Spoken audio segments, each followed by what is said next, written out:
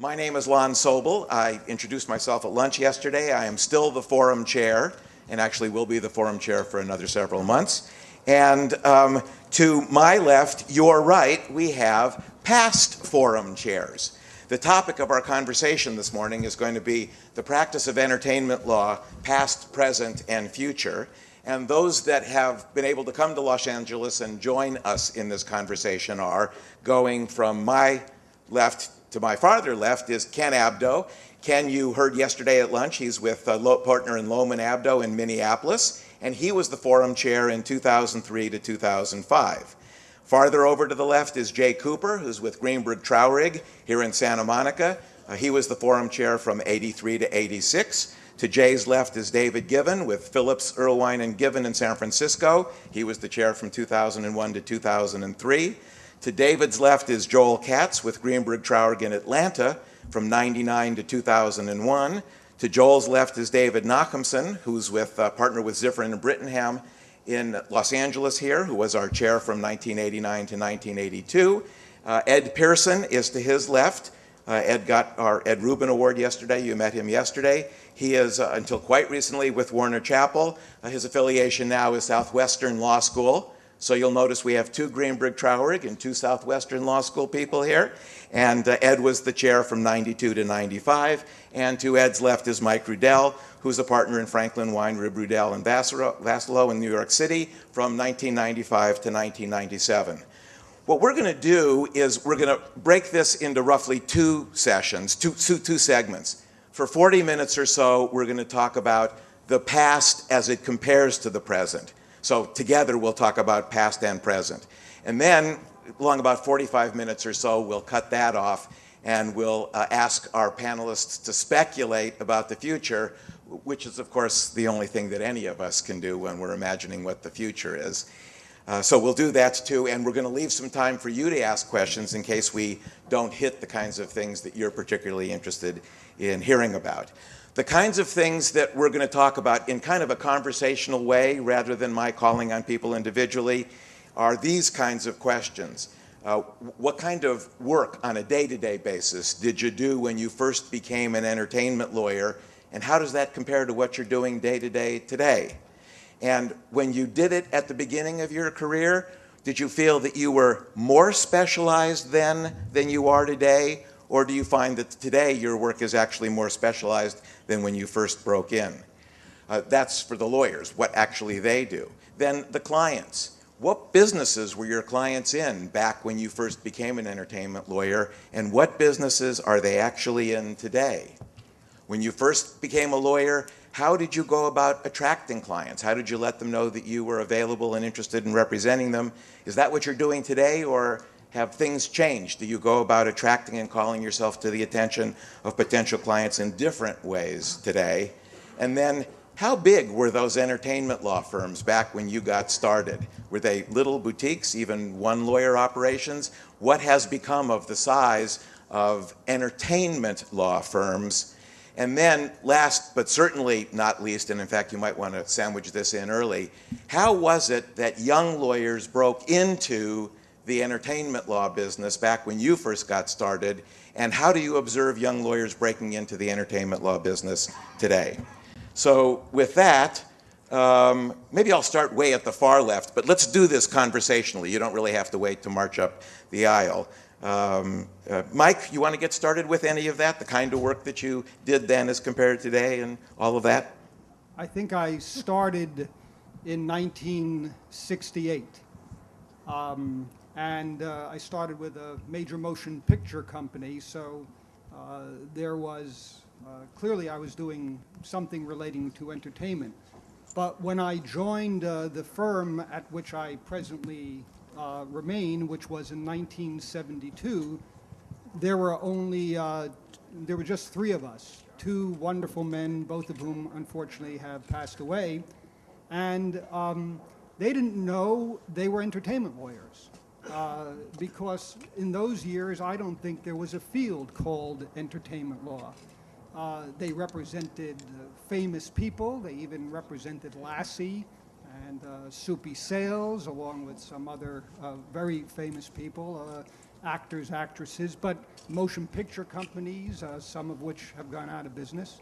And they were just lawyers who were really good lawyers who happened to represent entertainment clients. And I think in those years it was pretty much the same thing with the real titans of the business. There were tax lawyers who would represent Elizabeth Taylor. There were people who would represent movie producers, but they didn't really know that they were entertainment lawyers because there wasn't really a field called entertainment law. In 1977, I started writing a column for the New York Law Journal. I still do it today. It's my answer to Sominex.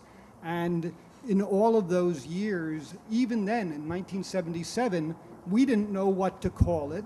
It ended up being called entertainment law, but it could have gone a lot of different ways because there really wasn't a field called entertainment law in those years like there is today with the ABA, with law schools, etc. What I did early on, in the beginning, motion pictures heavily, television heavily, over the years music, over the years Broadway theater, over the years merchandising, and then it evolved to literary publishing, authors, a huge number of very wonderful authors, all of whom are little industries. And each time along the way, we got involved in what then were new technologies, so that we started out representing CBS Cable when it was the first basic cable company. Unfortunately, it died. We also represented ComSat, satellite programming. It also ultimately went out of business. They were new technologies. Maybe we were the kiss of death. I don't know what happened there. But along the way, we would do new technologies. And the one particular thing I'll mention before I let somebody else talk is we started representing CBS Home Video, really the first home video company. And all of the concepts of that new technology in those eras were, are we going to treat it like a record because it's a physical product, or are we going to treat it like a motion picture when we talk to what we humorously refer to as net profits on the back end? And so, you know, there were those decisions to make in the new technologies about how you were going to treat it on a royalty basis or on a percentage of net profit. So all along the way, new technologies have always come in and made things interesting while you're still doing the very basic things of movie, television, books, merchandising, theater, music, etc. Hello. Well, that proves that I've always said that Los Angeles is far ahead of New York. Let me explain. I got in actually even before. And when I got into this field, there were a lot of entertainment law firms out here in Los Angeles, very prominent ones who had been well established. There was Gang Tire, where Mickey Rudin was at the time.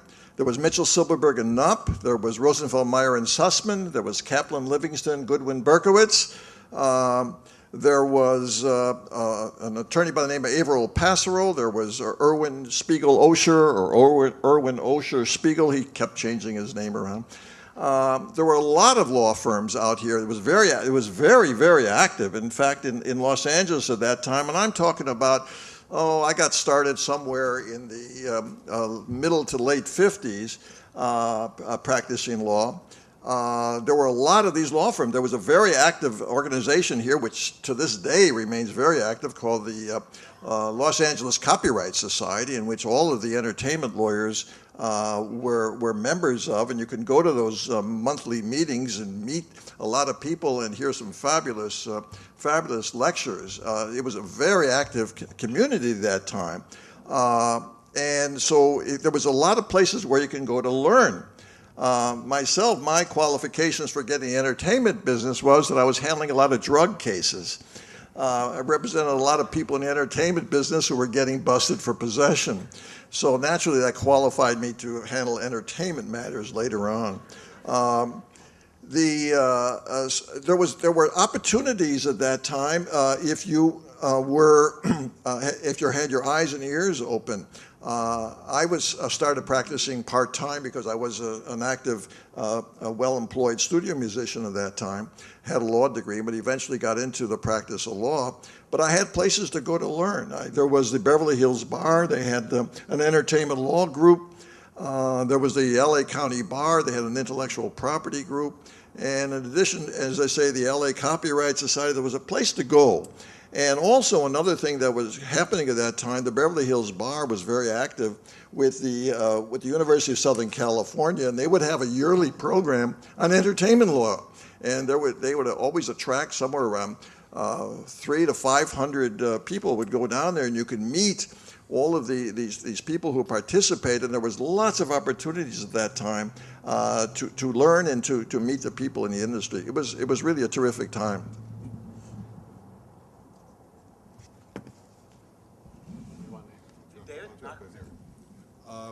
I started practicing in New York about the same time Michael did, and I was a corporate lawyer in New York and then came out here to segue into entertainment law in the late 70s. And during that time, I think there was sort of a sea change in the business, at least in LA, where at that time, for the most part, the entertainment business was dominated by the big firms that Jay referred to that were general practices with a strong entertainment capability. But in the late 70s, the boutiques started to make their ascendancy.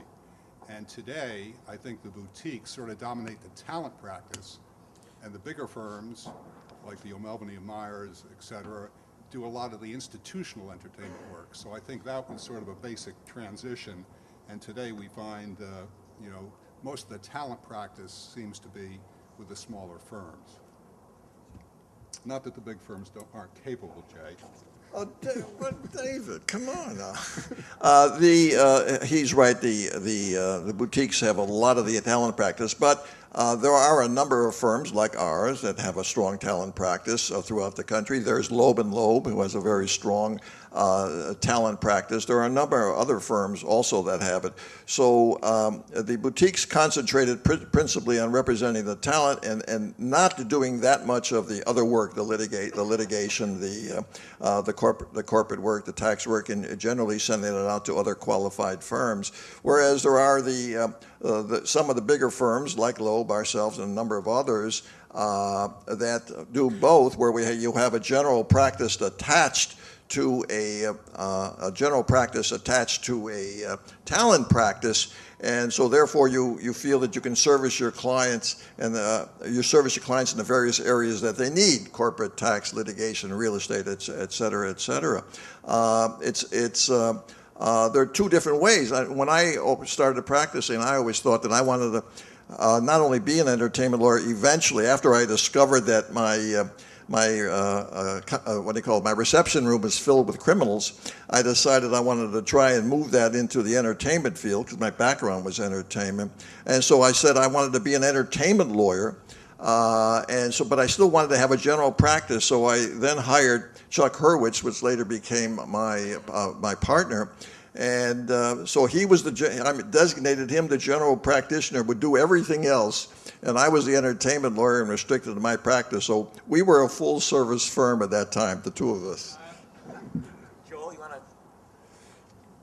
Yeah, my story is a little different because I have practiced for almost 40 years in Atlanta, Georgia. And I began as a music lawyer, really representing talent that was pretty much indigenous to the southern part of the United States.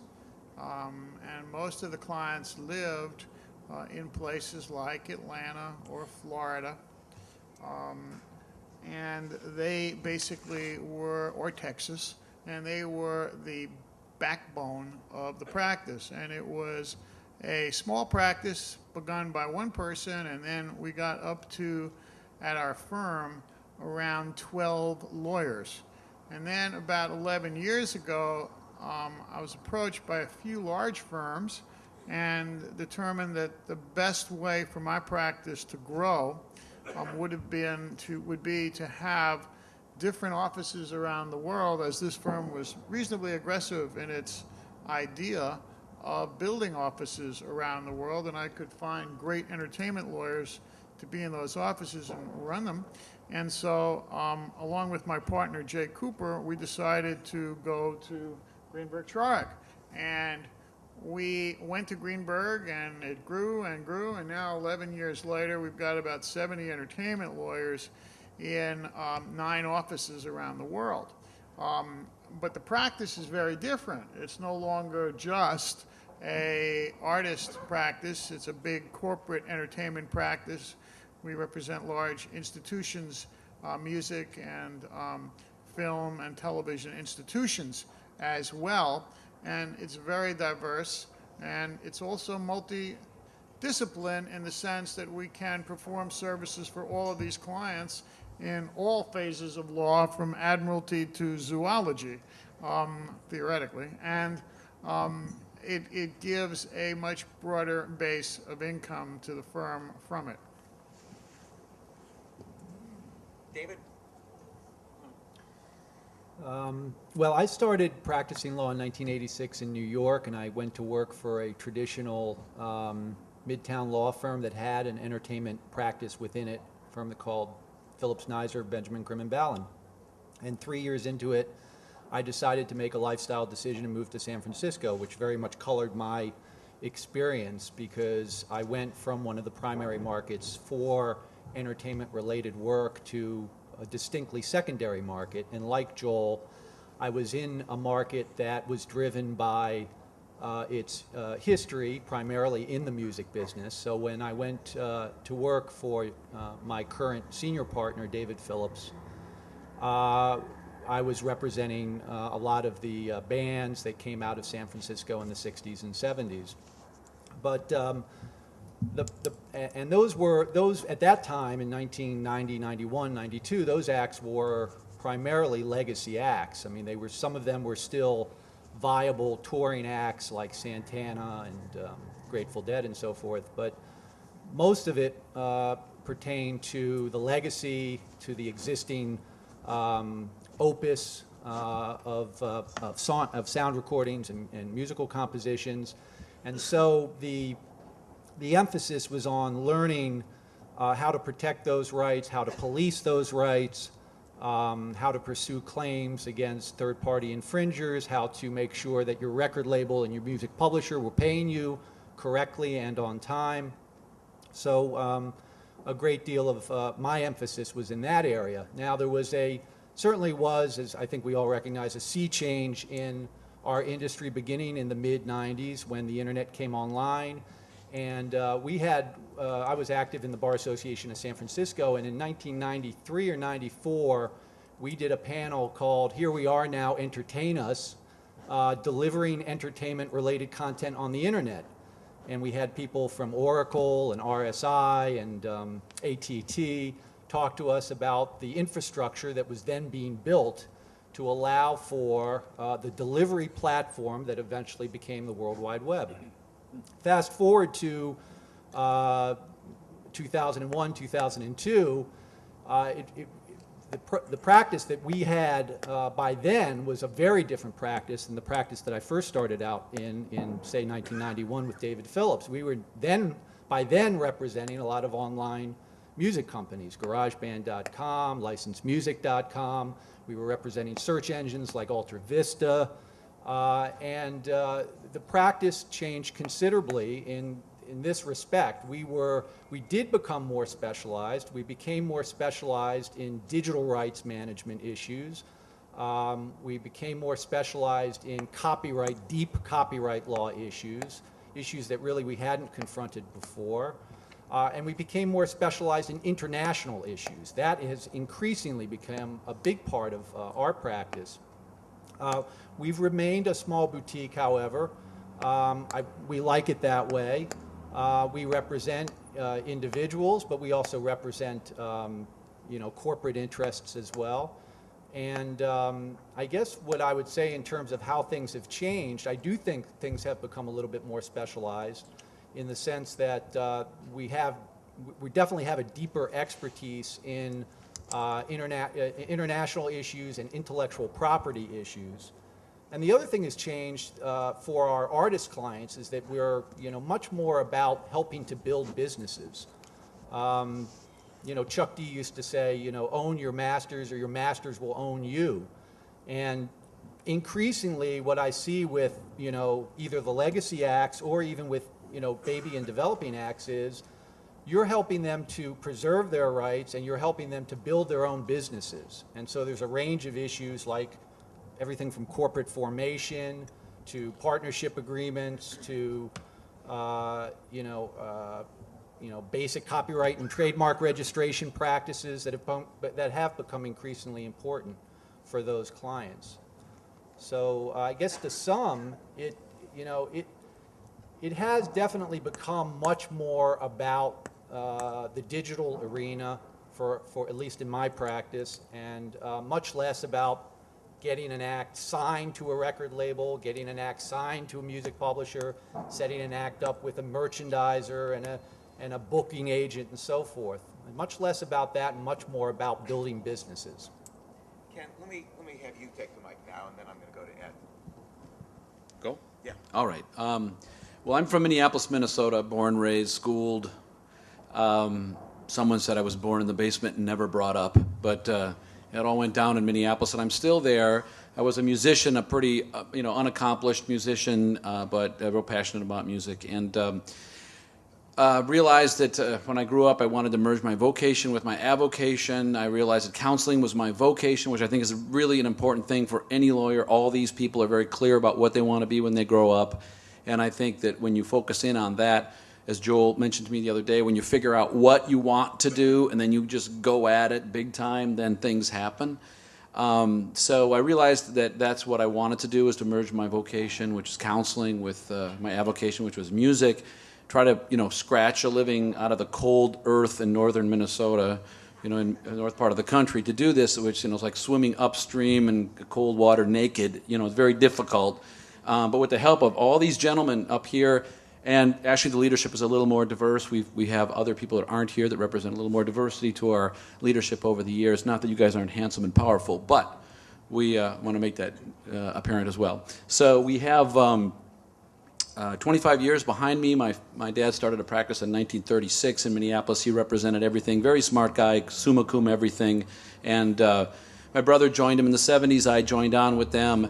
And they were a general practice firm. I did whatever I was told, and my first entertainment practices would have been, like Jay's, defending criminal defense of, small drug issues, traffic issues, divorce, wills, anything, whatever, for entertainers. And I just kind of expanded on that over the years to do small contracts for local media, working locally to try to do whatever I could that smelled like an entertainment matter or an entertainer. Moving through that, the development of the business that we have got now, 40 lawyers with an office in New York, Minneapolis, a charming office on the St. Croix River in Wisconsin, and I spend a lot of time out here in LA. But the way that was really built was just pursuing very focused a way, finding the right clients, the right people to be around to help in that effort, which was this organization, and these guys up here kind of helped make me over the years. And to bring in good partners when you're in an area, I don't care where you're at, they've all talked about their partners. Early on, there was another really prominent lawyer I've referred to in Minneapolis, Dan Sartorius. We became legal partners. He brought in experience with groups like The Replacements, Semisonic, Soul Asylum, Prince's Label, which was great. I brought in working with a lot of scruffy young rock bands, some of them that went on to do, multi-platinum work. And what we were doing, and what a lot of you have to do, and a lot of all these guys did, is you kind of created your own business. You didn't wait there for it to drop in your lap, although some guys up here had some pretty good stories about how they were very fortunate about getting on with big artists early on, but was trying to help build bands. And in my instance, I'm mostly a music lawyer and mostly on the advocacy side for artists. Presently, we've taken our little group and we're really focused on, again, mostly artist advocacy, but now we brought in other people. I don't want to make this an advertisement for our practice, but, kind of get an idea of what, you can do in a non-traditional area, but it requires the assistance of other, good attorneys, as we all know. And Paul Bazilla came up from California, took the Minnesota bar.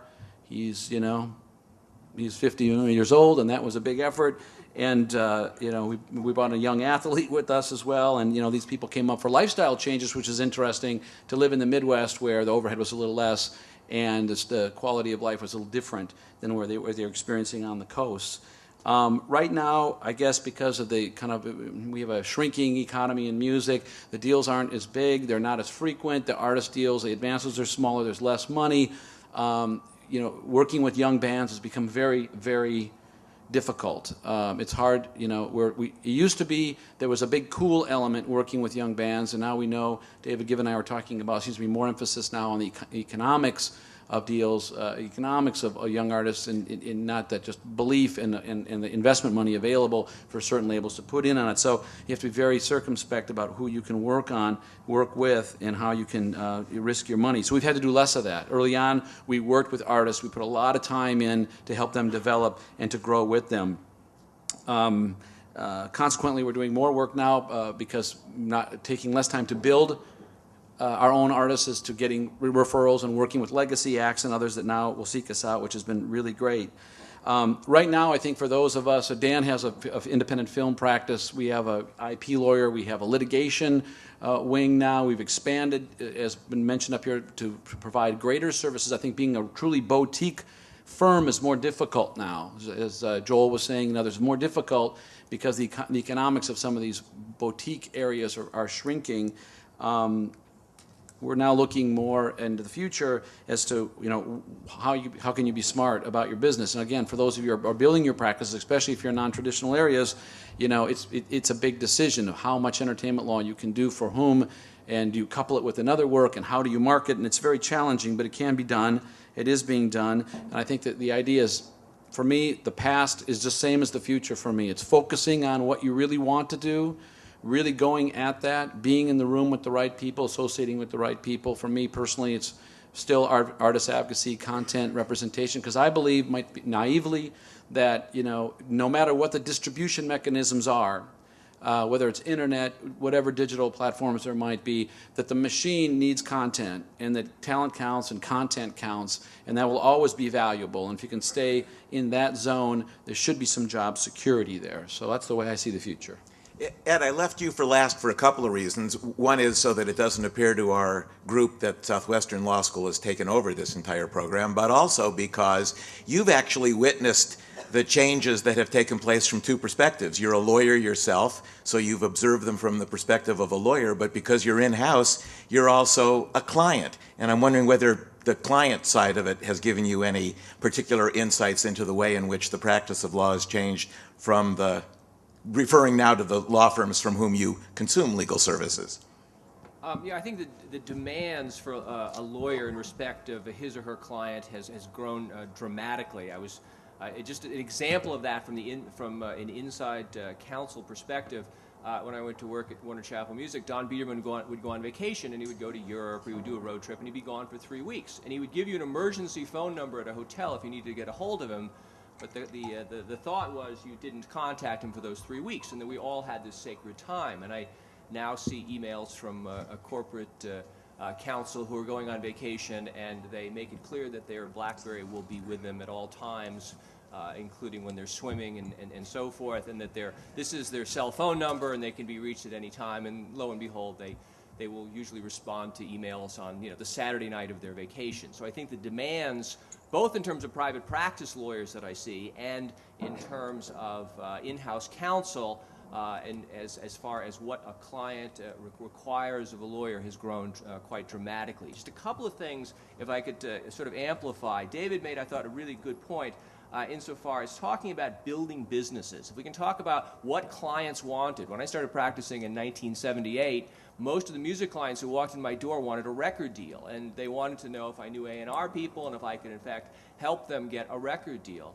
And that was so much of the focus for many of us, especially in secondary markets where they didn't necessarily have access to an A&R person coming down and seeing a gig. They were fairly far removed, and I think that has changed over time. But that's what the client was looking for. And so as the music lawyer in 1980 or 1990, much of our focus was, all right, how do I, if you were involved in the business of shopping, you know, how do I get a tape to an A&R person? Once that happens, how do I get an offer? Once I get an offer, how do I negotiate a record deal? How do I negotiate a publishing deal, and so forth?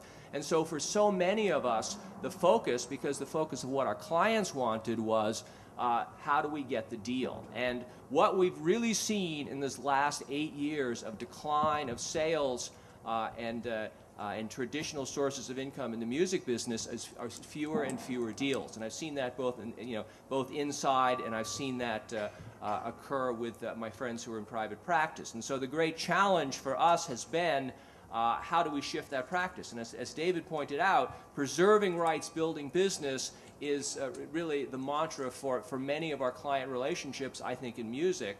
As opposed to the let's get the record deal, let's get the publishing deal, let's get the management deal, and let's make money and so forth. So with the sort of the decline of, I guess I would call it the decline of the middle class deal. It used to be relatively simple to get a record deal for your client. Those have become harder to get. Likewise, you have more clients who don't want that. The clients who came into my office in 1980 or 1985 saying, I've got a career, I want a record deal, today, many of them saying, I want to start my own record company. I do not want to give my rights away. I don't want to do a 360 deal. I want you to help me build a business. And so with that has come a lot of challenge in terms of what it is that we, as entertainment lawyers and music lawyers, do. I think one of the most significant changes in the industry from when I started to today, and remains that way, is contracts were very simple. The first record contract I ever took a look at, which was a capital contract, was 3 pages long.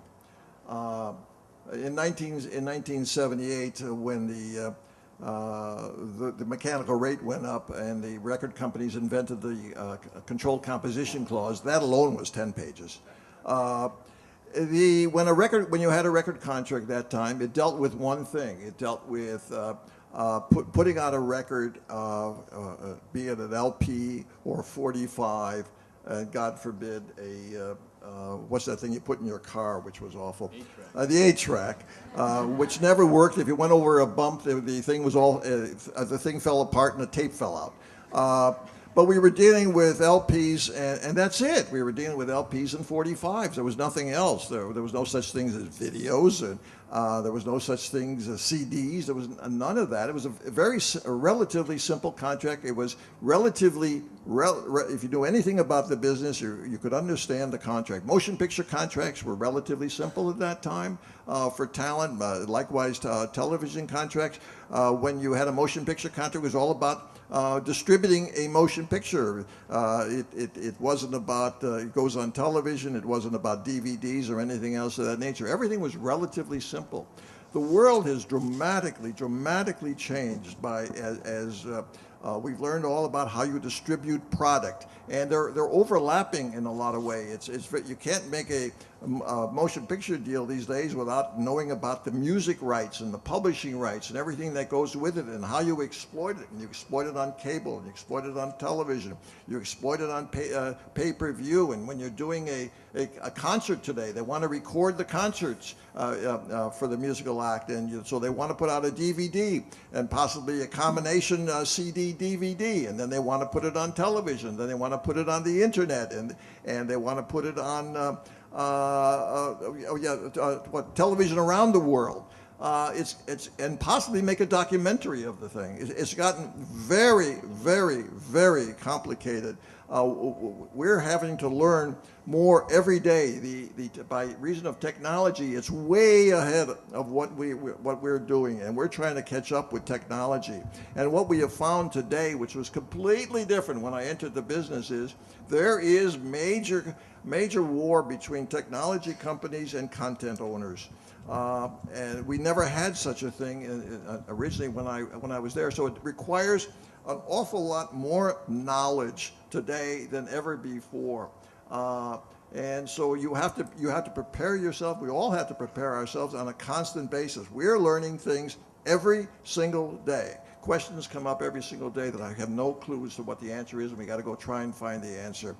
So it's a different world today, far more complicated, far more difficult to get in and acquire all this knowledge. You know, one of the things, Jay, what that brings up, we keep talking about the industry and entertainment law, but in reality, if you think about it, what is entertainment law?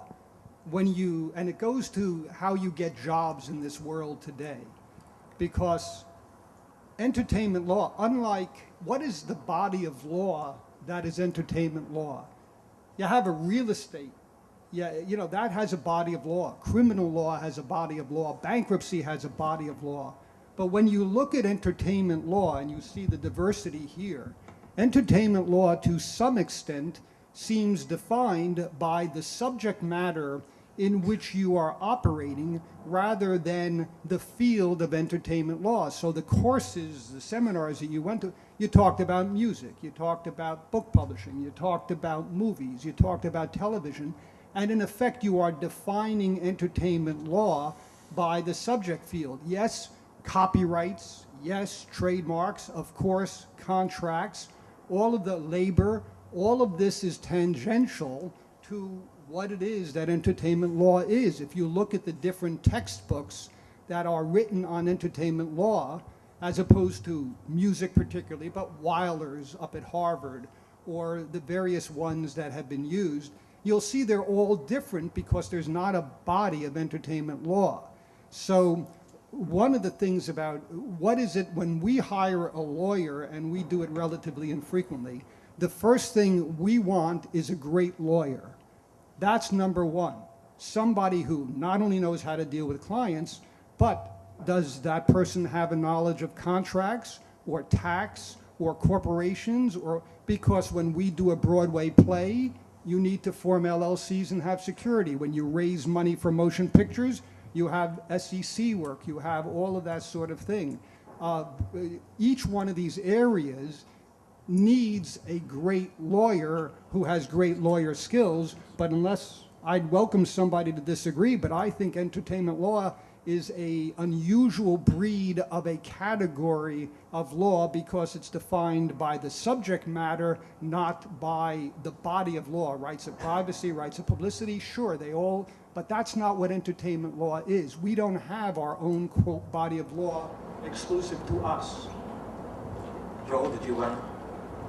Yeah, I was listening to some of the commentary made by everyone on the panel, and my own business and my own life has been very affected first by artistic endeavors, and I'll give you a perfect example.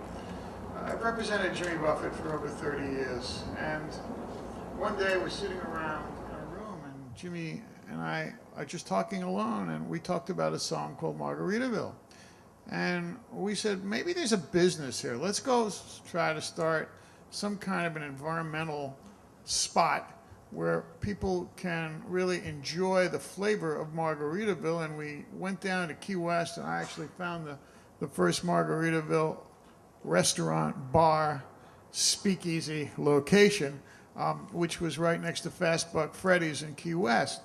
Well, now we have 19 restaurants, and now we have a beer called Landshark, and now we have about a $700 million a year business, exclusive, irrelevant, of concerts and records and things. And our lawyers all had to learn how to deal with that and how to deal with these complex license agreements, complex leases, a variety of different things that propagated this business. And then we took a guy named Sammy Hagar and created something called Cabo Wabo, which became a very, very large business. We've done the same thing with B.B. King. We're doing it now with Kenny Chesney.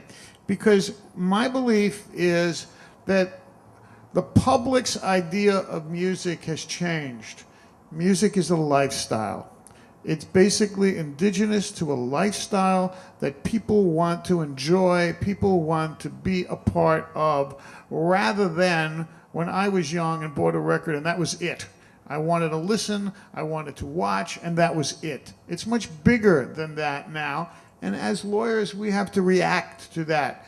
Our practice has changed dramatically. Yes, we have plenty of artists, and we do a lot of artist work, but when you sit down with companies like Coca-Cola and Nokia and LVMH and you talk about campaigns and how they want to integrate music, how they want to change the idea of a lifestyle, when you see Keith Richards and Louis Vuitton together, you start realizing that this is all about lifestyle. It's all about selling different types of products besides musical products, but using that lifestyle to sell that product. And it becomes a very, very interesting business, all of which, as Michael quite adequately says is entertainment law.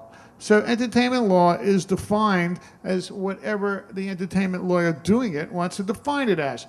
I started off as an artist lawyer, then I became basically a corporate lawyer. Then we started representing all these institutions like the Grammys, the Country Music Awards, the Latin Grammys, the Gospel Music Association, and you changed totally in terms of what you were doing. And now it's become such a global business, and you go to Abu Dhabi, you go to Dubai, you go to London, you go to Paris, you go to Moscow, and you see all these different businesses that you get involved. All at the core maybe is music, but it's really much broader based to be called entertainment. Let me follow up on these last two comments with an inquiry about what it is lawyers need to know today as compared to some years ago in order to be entertainment lawyers that are helpful to their clients. I think about this because a few years ago I was invited to give a talk to a group of federal judges about copyright law and especially about the impact of technology and the internet on copyright law. And the judges had lots of questions, none of which had to do with the law. All of them had to do with how the internet worked, how songs got digitized, what it was people were actually doing. And it seems to me that over the years that I have been attending programs like this, the content of the programs has changed as well.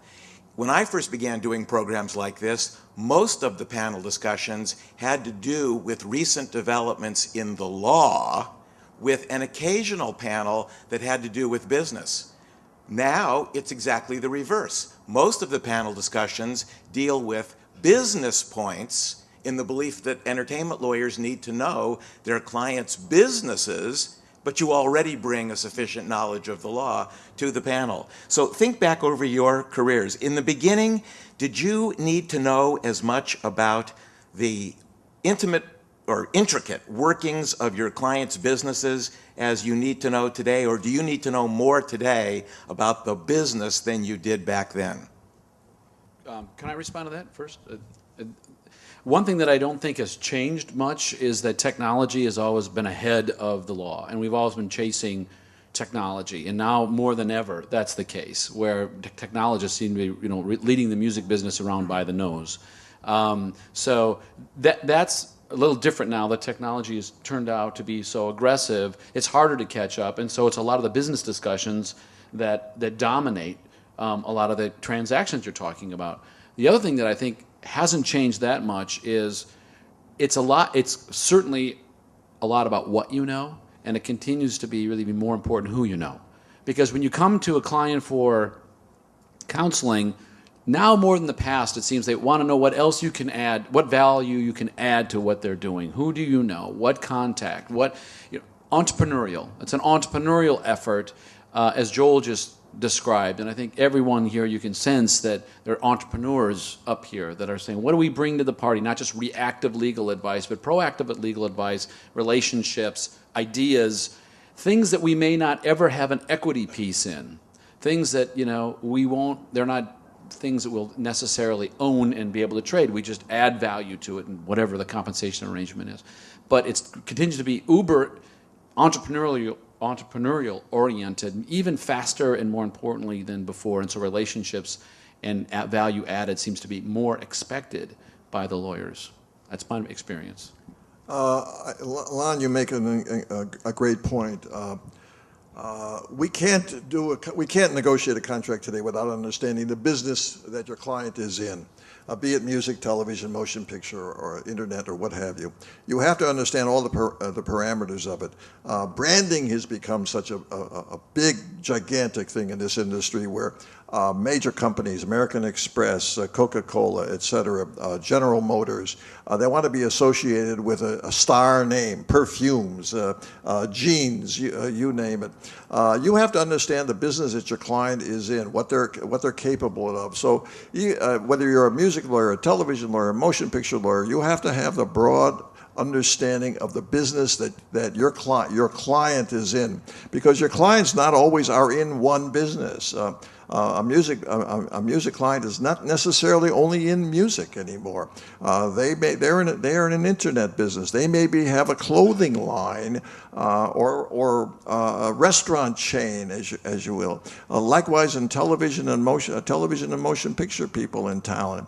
So a business of not only you understanding the record business, what's left of it, the motion picture and television businesses and how they operate and what the fees are and how they're distributed and where the income is coming from and how you protect your right to participate in that income from all of these sources. That's what you do daily, but you can't do it simply knowing the law, no matter how much you know.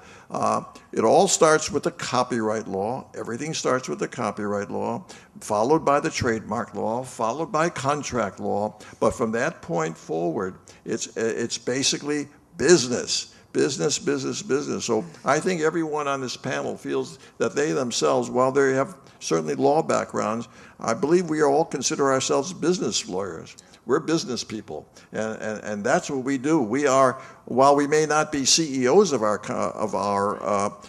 clients, we're close to it in many aspects. And you have to have this broad knowledge. No more do they come to you and say to you, well, make this record deal. They say to you, well, is this record deal fit in with the plans? And what's the quality of this deal? What's the quality? And I'm also being asked to endorse this product. And how does that fit in with what I'm doing and what my career is? So business, business, business, and understanding that is the vast difference between what it is today and what it was many years ago. Yeah, I'll give you an example, keying off what you said, Jay. One of my partners, and this is a perfect example of what you said, has represented DreamWorks. And about 4 years ago, Jeff Katzberg came to my partner and said, we want you to look at our business. We need a fresh set of eyes to look at it, see where we're going. As a result of that, Skip got involved with the company, did a 6-month study of the company, had a plan of first taking the animation company public, selling the live action company, selling the music company. He hired a corporate firm. He hired investment bankers in New York. So he basically quarterbacked a massive transaction, which is still going on today, as they're separating from Paramount and setting up on their own. The other thing I like to add is I counsel young people who want to get in entertainment law, and I tell them, as smart as you are, you're coming out of law school, don't start as an entertainment lawyer. Be a litigator, be a corporate lawyer, really learn what law is about, learn what the other issues are, because I find I meet a lot of very talented, bright, young entertainment lawyers that are so myopic that don't see problems coming. We've all learned, some of us recently, that you have opportunities maybe to sell a profit participation. It triggers Section 409 of the Revenue Code, which could be a disaster, a penalty clause. Exactly. And if you don't have a sensitivity to these things, you're going to really be embarrassed and you'll be heading toward malpractice. Unfortunately, I have to leave in a moment early, but before, Something I said? what I was going to just say is the people on this panel and the American Bar Association and the Entertainment and Sports Law Forum, for all of us up here, has been very important. Most of us knew each other before that, but these type of meetings and this type of an organization really needs you to participate in it so that more and more of you and more of us really get to know each other. It's a very good organization. It's full of really, really quality individuals, and we really appreciate you all being here today and being here this weekend. Thank you. Any thoughts about what the future is going to bring from the point of view of entertainment lawyers? Well, the thing I like to mention, and we're all facing it, is consolidation, which makes the business harder and harder. As someone once said, eventually you're going to be all working for the same person. But we want more competition. That person is David Geffen, right? Yeah, that's right. But I think it's important. I mean, we've seen FinCEN, the decline of FinCEN. You used to be able to have television clients that owned their TV shows. That's a dinosaur. Now the networks own everything, all the distribution rights because of lobbying Washington. So now it's really the deal making is harder, the economics are harder, And I think the biggest change I've seen over the years I've been practicing is that it's a much less competitive landscape. On the other hand, it's a more interesting landscape because you have new areas to go into with the technologies and the like. But it's the consolidation thing is really, I think, plagued the business and will continue to, by the way. Before I have a thought, I spoke about it yesterday, so some of you heard it, but I'll tell it today. But I want to emphasize something David just said, 409A. This is a minefield, and everybody go look at 409A. It turns out that this is something that was passed within the past year that snuck up, and nobody understands it. And what this is, it was meant to cover deferred compensation. So when everybody thinks about deferred compensation, they are thinking about executive pay and how you defer compensation. There is major penalties involving in this, and what the IRS is doing is interpreting that as to cover contingent compensation. Contingent compensation.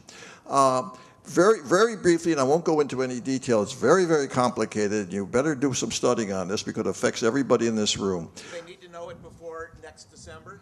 Yes. Meeting? Huh? Yes. Because we could do a thing next year. The answer is yes, and here's what I'll give you a simple example what it is.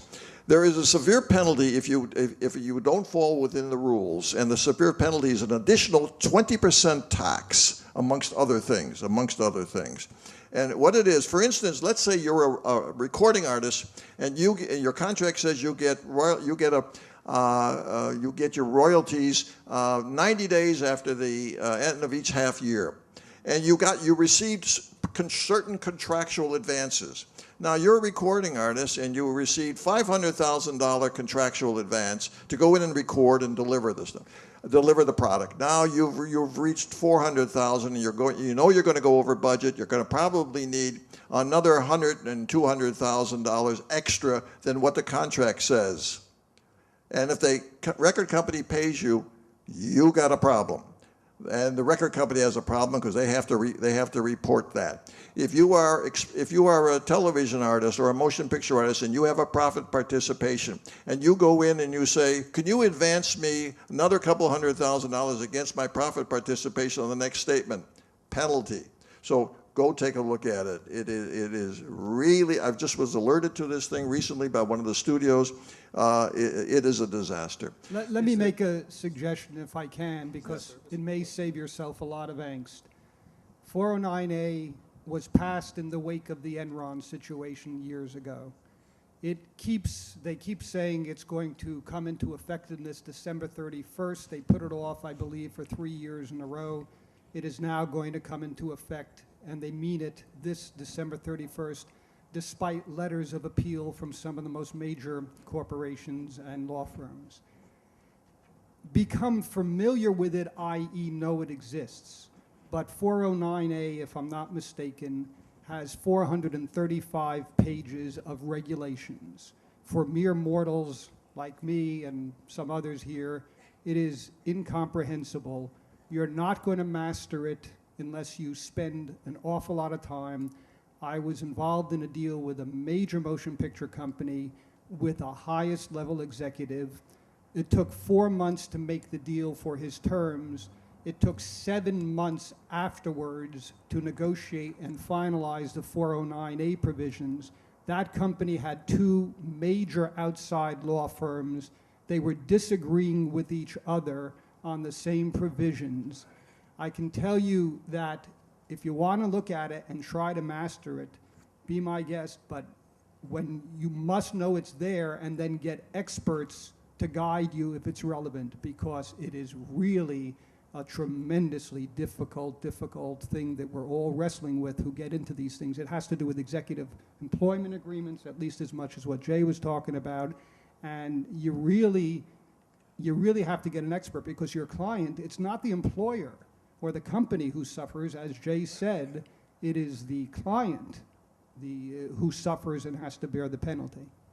It's the law of unintended consequences. It's a law, The Enron yeah. situation, Yeah. what they were trying to police is executives, raping the pension plan as the company was going under, and now it applies to everything. Yes, so we can't emphasize that enough. And actually, one of my partners I got in conversations with one of the studio. He wrote a treatise on this. It's 1,300 pages long.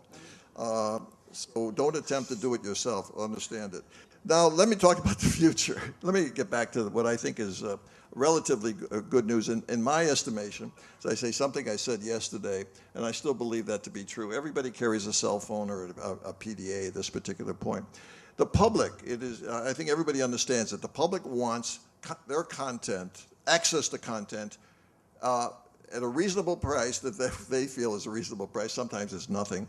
But they want access to their content wherever and whenever they can have it.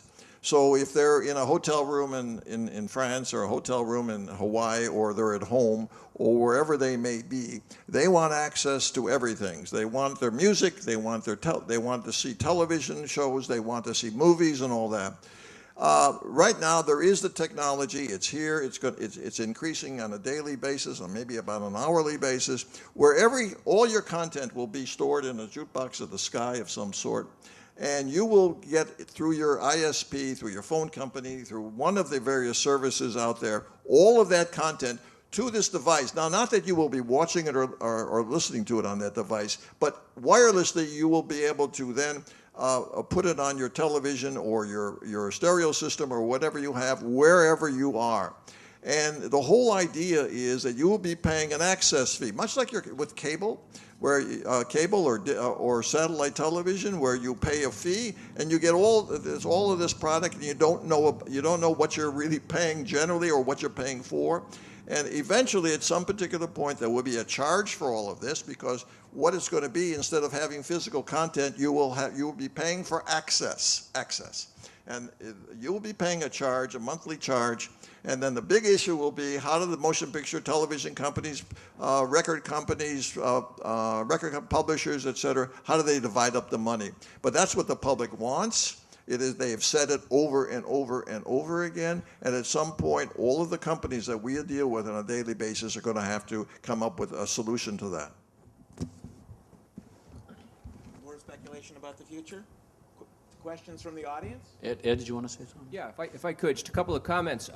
One is, as lawyers, we seek order, and in the last couple of days, we've heard huge issues, be it sound recordings in 2013, privacy, publicity, and so forth. And increasingly we're seeing conflict, and especially in declining markets, as record sales decrease, as DVD sales decrease, and so forth, we're going to have more and more conflict. And with that, I think, as David Nachumson mentioned, knowledge of litigation becomes important, and being a good lawyer before you can become a good entertainment lawyer is even more and more essential. So I think in terms of what is going to be required of us as entertainment lawyers going forward, I think it's going to be more essential that we understand litigation, because we're going to see probably more of it and more conflict potentially leading to litigation, as opposed to straight deal making.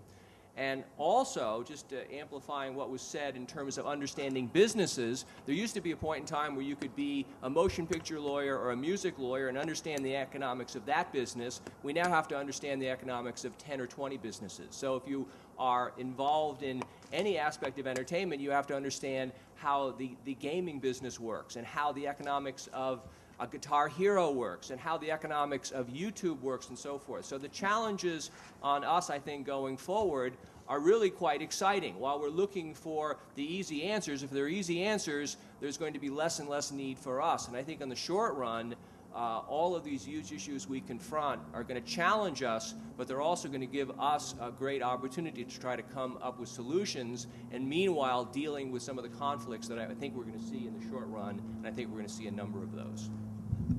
From an artist perspective, I was going to say, Ed, that now is the time to position one's client for the future, because we're in the vortex. It's really hard to tell where things are going to go right now. For young bands that are entering into the field, and some of you know that my three oldest kids are in a band, and I'm thinking, this is the worst possible time you could be going into the music business as an artist, or maybe it's the best possible time. I really don't know. But one thing I know for sure is that it's, I think, really good advice that we're counselors, we're advisors, we're advocates. We're not the business people per se for our clients. So we got to remember that that's what our charge is. And then we serve them with good advice and counsel. And I think now the good advice and counsel is prepare yourself for the future by getting your arms around your intellectual property and exploit your intellectual property as much as you can yourself. So if you're releasing your own masters, if you're recording your own masters, if you're registering your copyrights, your collaboration agreements, you're with your performing rights societies, you're registered with Sound Exchange, you're throwing nickels in a bucket as you're making money here and there, doing small licensing deals, and you're building the brand of whatever your artist does independently as much as you can now. When you get to the point where you're going to do a deal with a third-party exploiter, whether it's a record company, publishing company, film company, what have you, if you can come to the table with your house in order, with your business going on, owning your marks and everything else, you're going to make a much better deal, and you're going to be able to create a much better estate for your artist. And frankly, folks, I mean, I look at my kids and other artists and go, I mean, will you be able to buy a house in 5 years, based on what you're doing? Will you be able to get married? Will you be able to save money to send your children to college? I mean, artists are, in the young rock world where I spent a lot of time, you got to start thinking beyond the transaction a little bit and counseling that way. And it's a tall order, and a lot of times there's not a lot of money to pay for that. But it's you got to figure out a way to make that work. Otherwise, you come in to the business with your pants down, and I think that's really dangerous going into the future. So. Plumbing business. Yeah, certain law, medical school. You have an awful lot of wisdom and experience from the panelists here, and I think one of the things we have learned, there's so much emphasis every year in all of these panels on the new technologies. We forget it's always been new technologies. Television was a new technology.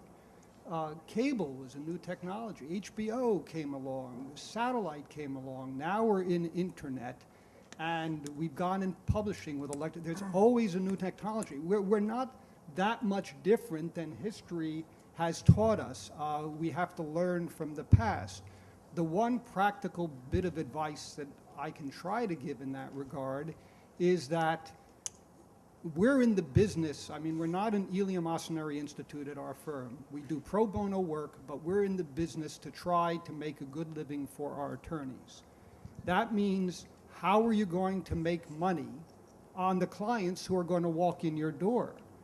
What kind of selectivity are you going to have on those clients? Because there are going to be a million clients who have all kinds of great ideas to take advantage of this new technology. Where are you in your career? Can you take them on, work on spec or not? From one thing to realize is they're great. You can be the busiest lawyer in the country, but you may not make enough money to pay for whatever it is that you need to. So be very, if you choose to, very selective about the clients who walk in, new technologies or otherwise, because how are you going to monetize all of these wonderful new businesses that are out there? What industries are going to be able to monetize things? And, we're in one more era of new technologies, and 10 years from now, we're going to be talking about something else in a new technology. We always have, and we always will. I agree with that. I think technology has largely been a driver in our industry, and ironically, a lot of the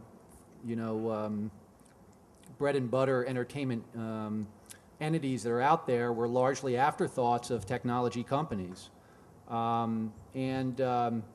They grew on their own because the content was compelling, and people bought it for the intrinsic value that it had. My concern is, I do think the internet poses unique challenges to the content business, Michael, that are fundamentally different than cable television, satellite television, radio, what have you. It is a disruptive technology that disrupts the foundations of the way in which people produce content, distribute content, and monetize content. And these are significant challenges. I mean, they're fundamental, and they could very well result in a complete change in the way that the content business is currently structured. I personally, when I talk to young lawyers, I tell them to look more carefully at business opportunities in the technology business, and in particular in the digital technology business. I think it's a more interesting area for young people. It's not unlike the traditional entertainment business. It's not a mature business. And Lon, you talked before about how these seminars changed from discussions about the law to discussions about business. Well, I conceive of that as principally driven by the fact that the businesses became mature businesses, so that the businesses took the issues out of the hands of the courts and put them in the hands of the business people, and let the business people figure out how to conduct business with one another. Right now, in the digital technology business, however, it is an immature business. There are a lot of open issues, and in fact, we've come full circle, and we're back talking about legal issues more than we're talking about business issues, because the business people haven't solved some of these questions yet, and so the courts are now addressing them. And there's a slew of litigation. I get an alert 3 times a week on a new case that's been either filed or decided by a judge that addresses these issues. And it's an interesting, exciting area to be in right now. John Perry Barlow, who, he actually showed up at one of these things many years ago and sat on a panel. I think this was back in 1994 when we were in San Francisco. And he said, all you lawyers out there, he said, and we were talking about the impending, what the meaning of the internet was going to be. We started having discussions about that as early as 1994 and 1993. And he said, your traditional entertainment law business is going down to hell in a handbucket, but you guys are going to enjoy the ride. And what he meant by that was, echoed by someone here on the panel when they said that there's going to be a lot of work for lawyers. There are a lot of uncertainties right now. There are a lot of question marks. There are a lot of challenges. And these are all things that lawyers are going to have to address and answer for their clients. And so there's going to be a lot of interesting and exciting work. But I do fear for the traditional smokestack media and the traditional entertainment industry, because I think they're facing challenges that they've never faced before, and it's going to result in some fundamental changes. Mike, did you have a closing thought? No? Questions? Okay, if not, those of you that have filled out your program evaluations and haven't turned them in yet, put them here with your name on it. And if you want to see if you're a winner, if you've entered, hang around a minute and I'll pull these out. Thank you very much. We'll see you, I hope, we'll see you in New York City next year in October.